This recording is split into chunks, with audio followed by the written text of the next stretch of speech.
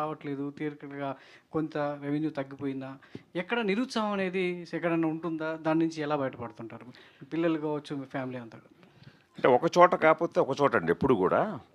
ఇప్పుడు ఓకే. ఇప్పుడు ఇదే యూఫోరియా విషయానికొస్తే, ఇప్పుడు ఓకే. మనం థియేట్రికల్‌గా ఇప్పుడు థియేట్రికల్‌గా నేనేంటి అసలు ముందు నుంచి నాకు అందరూ కూడా సార్ ఇప్పుడు థియేటర్ కిల్ అయిపోయింది అంటుంటే, నేను చాలా అపారమైన నమ్మకం పెట్టుకొని కిల్ అయిపోయిన థియేటర్లు కూడా లేస్తాయి సార్ ఈ సినిమాతో అనే రేంజ్‌కి నేను అపోహలో ఉన్నాను.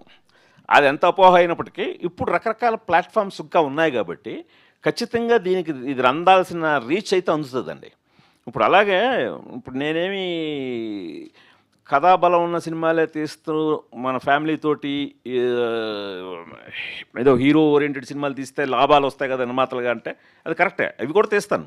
ఖచ్చితంగా నా నిర్మాతలైన నా కుటుంబానికి కనకవర్షం కురిపించే సినిమా ఖచ్చితంగా తీస్తాను. ఇప్పుడు ఇప్పుడు ప్రస్తుతానికి ఫర్ ఎగ్జాంపుల్ ఇప్పుడు యూఫోరియా ఉంది.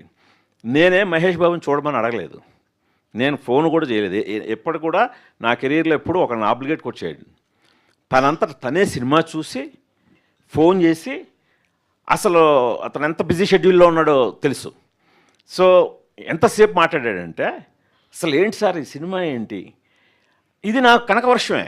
ఒక ఒక ఒక కమర్షియల్ సూపర్ స్టార్ కనకవర్షం కురిపించే ఒక సూపర్ స్టార్కి నచ్చింది.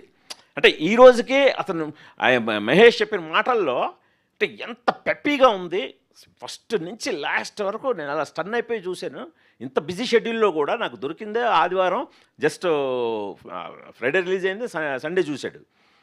సో ఇలాంటి ప్రశంసలు ఇప్పుడు మహేష్ బాబు ఒకడే కాదండి, తనంతట తనగా ట్వీట్ చేశాడు. తనంతట తనగా ఇప్పుడు అదే మీరన్న కన్సర్నే చూపించాడు. ఏంటి సార్ మనకి కమర్షియల్గా ఏంటి అని అంటే, అదే బాబు థియేటర్లకి జనాలు రావట్లేదు, రావాలి ఇది అని అంటే వెంటనే ట్వీట్ చేసేస్తాను నేను అని చెప్పి తను వెంటనే, నేను అడగలేదు, తనంతట తనుగా అంటే ఈ సినిమా జనాలకి రీచ్ అవ్వాలి, ఈ డైరెక్టర్కి డబ్బులు రావాలి, ఇలాంటి సినిమా తీసే ఫ్యామిలీకి డబ్బులు రావాలి అని తను కన్సర్న్ చూపించాడు.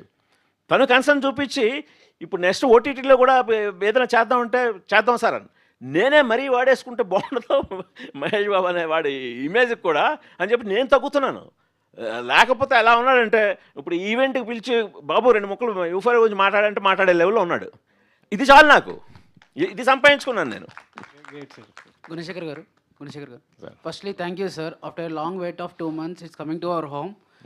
నియర్లీ నీ సినిమా 3 times చూసా థియేటర్లో with my family too. And my family members ఇంకా చూడలేదు, బట్ ఎప్పటి నుంచో వెయిట్ చేస్తూ after long wait thank you. చాలా హానెస్ట్ అటెంప్ట్ మూవీ మీరు మాకు తీసుకొచ్చారు.